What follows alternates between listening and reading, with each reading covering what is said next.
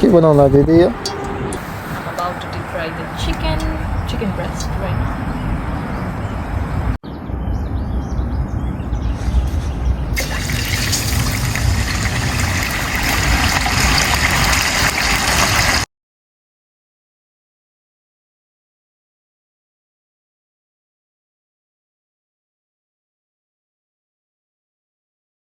यो लाम्चो पारेर काटेको अदुवा र लसुनलाई अब फेरि डिप फ्राई गर्छु त्यही तेलमा।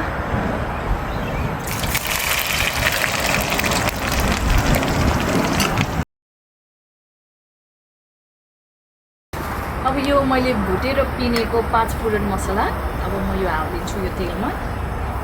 सबै हालिदिएँ मैले एकैचोटि।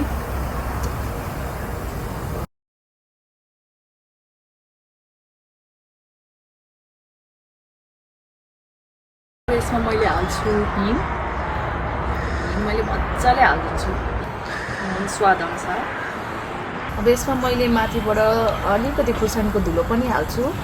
अफकोर्स अब अचार भनिसकेपछि अलिकति पिरै मिठो हुन्छ। अनि माथिबाट म हालिदिन्छु यो गरम मसला। यो पनि मैले घरमै बनाएको गरम मसला हो। यसमा चाहिँ सुकमेल, दालचिनी, तेजपत्ता अनि स्टार अनियनहरू सबै हालेर मैले यसको धुलो बनाएको थिएँ। अब चाहिँ एकदमै लो फ्लेम गरेर यसलाई मजाले चलाउँछु। फ्लेम चाहिँ लो गर्छु बिकज त्यो मसलाहरू डढ्न दिनु भएन। बिकज मसला डढ्यो भने तितो हुन्छ।